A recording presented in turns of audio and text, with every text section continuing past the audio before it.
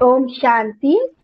आज की मुरली है 23 जुलाई 2026 की। बाबा कहते, मीठे बच्चे, तुम्हें बात समान सच्चा सच्चा पैगंबर व मैसेंजर बनना है। सबको घर चलने का मैसेज देना है। आज का प्रश्न, आजकल मनुष्यों की बुद्धि सारा दिन किस तरफ भटकती है? उत्तर, फैशन की तरफ। मनुष्यों को कशिश करने के लिए अनेक प्रकार के फैशन करते हैं। यह फैशन चित्रों से ही सीखे हैं। समझते हैं पार्वती भी ऐसे फैशन करती थी, बाल आदि बनाती थी। बाबा कहते, तुम बच्चों को इस पतित दुनिया में फैशन नहीं करना है।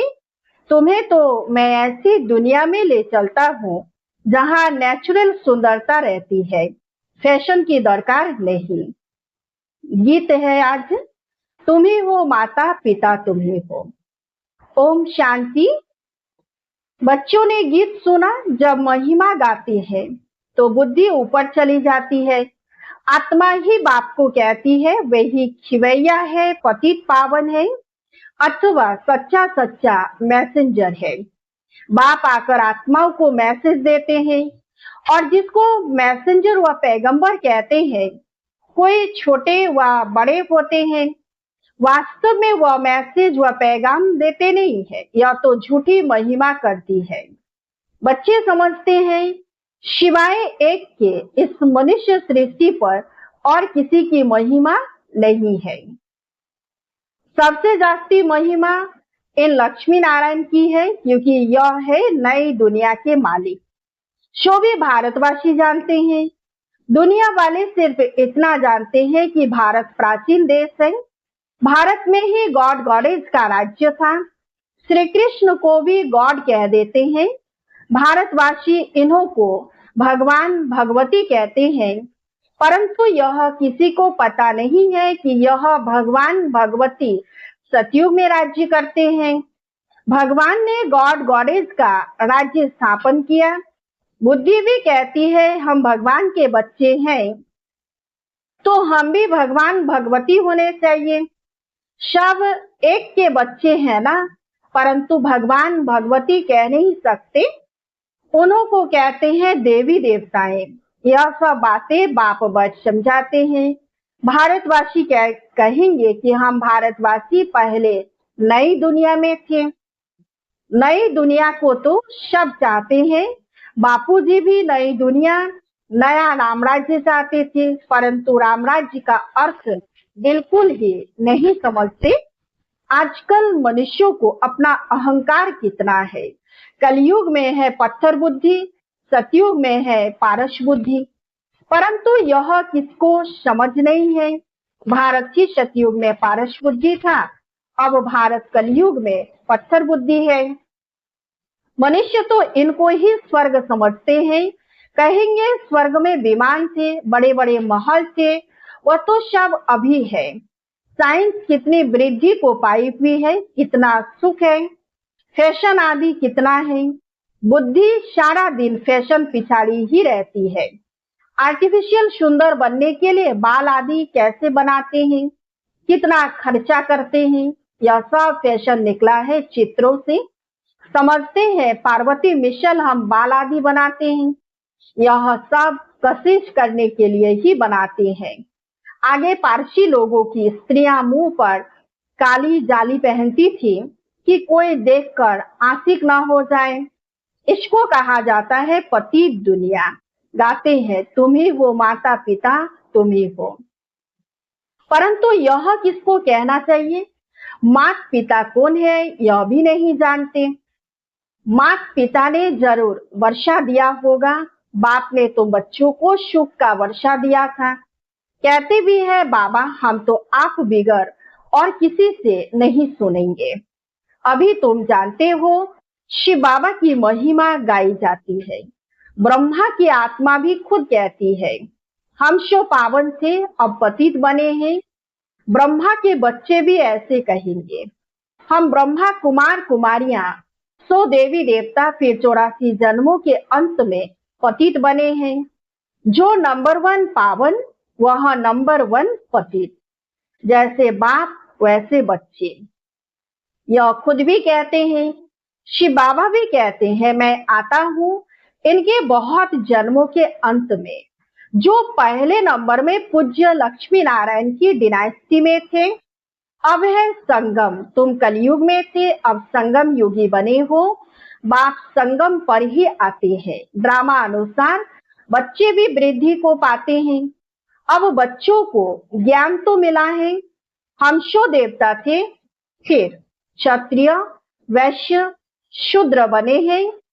सारे चक्र को अच्छी रीति तुम जानते हो। यह तो बहुत सहज है। हमने 84 जन्म लिए, कईयों की बुद्धि में यह भी नहीं बैठता है। स्टूडेंट में नंबर बार तो होते ही है। राइट से लेकर शुरू करते हैं first class, second class, third class. बच्चियां खुद भी कहती है, हमारी थर्ड क्लास बुद्धि है। हम किसको समझा नहीं सकती, दिल तो बहुत होती है, परंतु बोल नहीं सकते। बाबा क्या करें? यह हुआ अपने कर्मों का हिसाब किताब। अब बाप कहते, मैं तुमको कर्म, अकर्म, विकर्म की गति का ज्ञान सुनाता हूँ।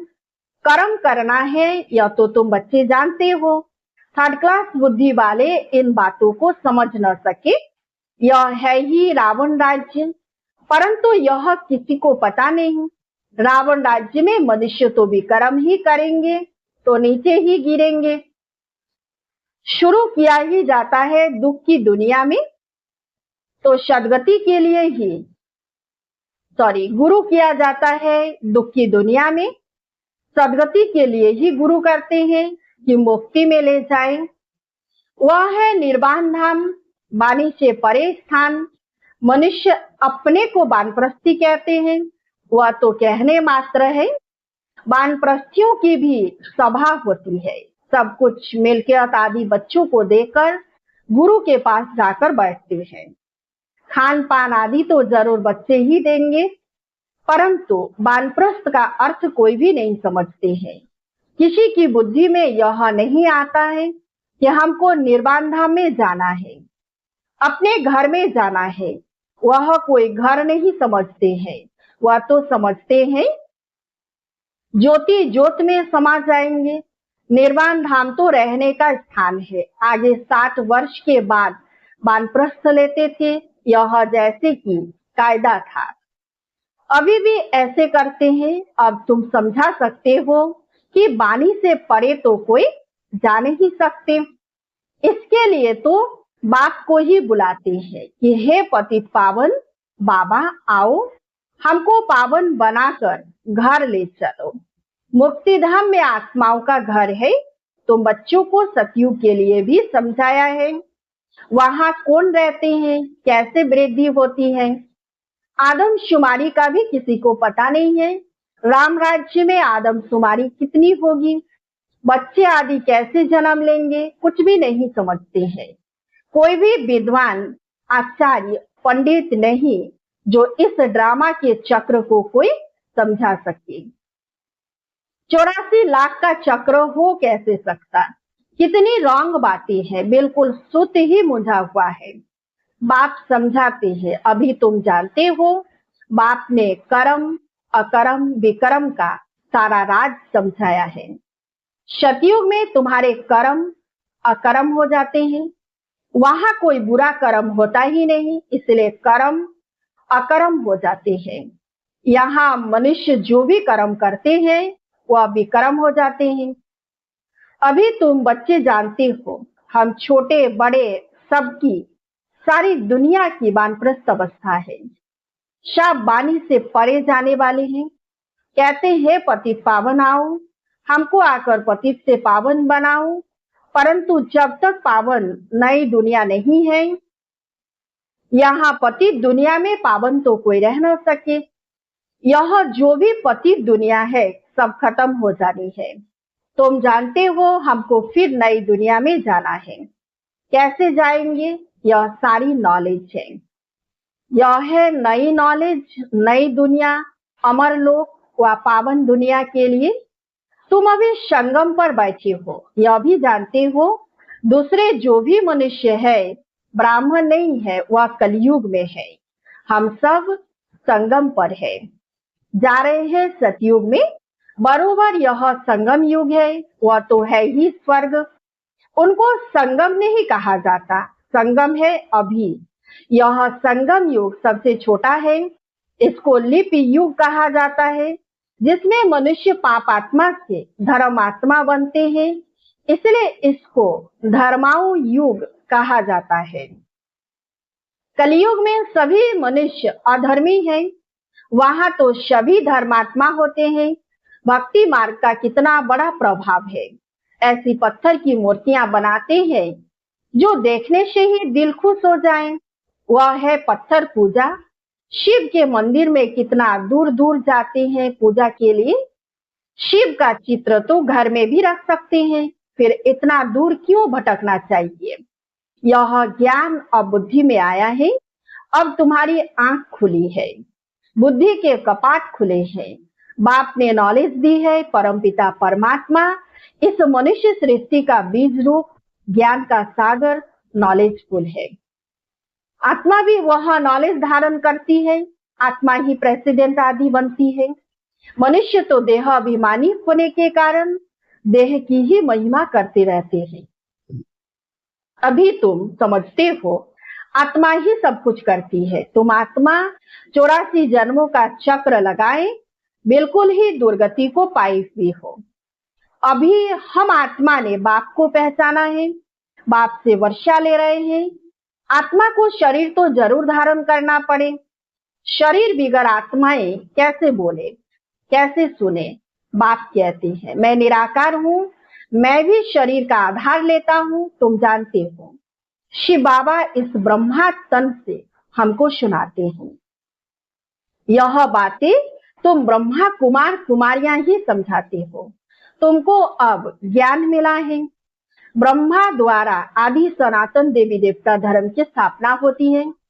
वही बाप राजयोग सिखा रहे हैं, इसमें मूंझने की बात ही नहीं। शिव बाबा हमको समझाते हैं, फिर हम औरों को समझाते हैं।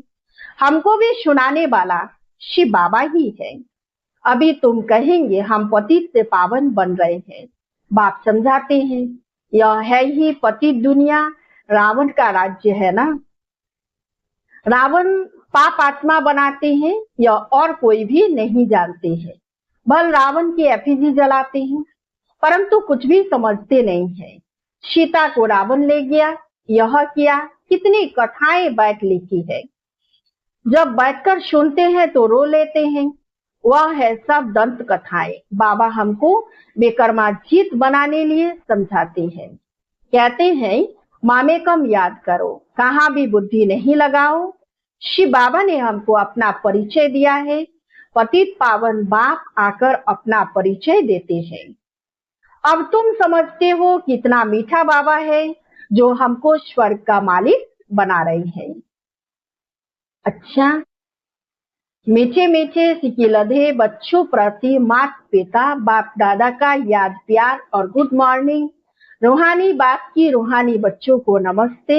हम रूहानी बच्चों की रूहानी बाप दादा को याद प्यार और गुड मॉर्निंग। नमस्ते नमस्ते नमस्ते।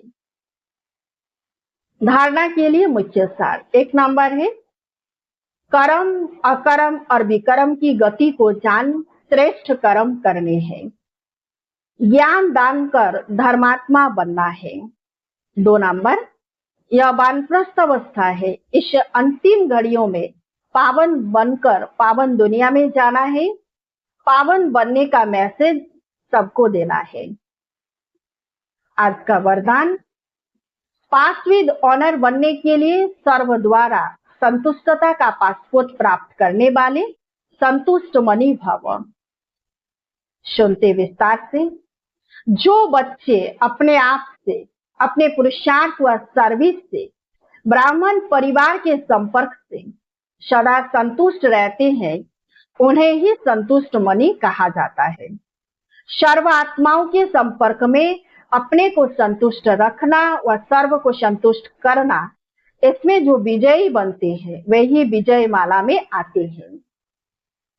पास विद ऑनर बनने के लिए सर्व द्वारा संतुष्टता का पासपोर्ट मिलना चाहिए। यह पासपोर्ट लेने के लिए सिर्फ सहन करने व समाने की शक्ति धारण करो। आज का स्लोगन, रहमदिल बन सेवा द्वारा निराशा और थकी हुई आत्माओं को सहारा दो। रहमदिल बन सेवा द्वारा निराशा और थकी हुई आत्माओं को सहारा दो। अब व्यक्ति सारे ज्वाला स्वरूप स्थिति में रह शक्तिशाली याद का अनुभव करो। पावरफुल याद के लिए सच्चे दिल का प्यार चाहिए। सच्चे दिल वाले सेकंड में बिंदु स्वरूप बाप को याद कर सकते हैं। सच्चे दिल वाले सच्चे साहेब को राजी करने के कारण बाप की विशेष दुआएं प्राप्त करते हैं, जिसे सहज ही एक संकल्प में स्थित हो ज्वाला रूप की याद का अनुभव कर सकते हैं, पावरफुल वाइब्रेशन फैला सकते हैं। सच्चाई की शक्ति के कारण दिमाग भी समय पर युक्ति युक्त यथार्थ कार्य कराता है। कोई भी उल्टा कार्य हो नहीं सकता। अच्छा, ओम शांति।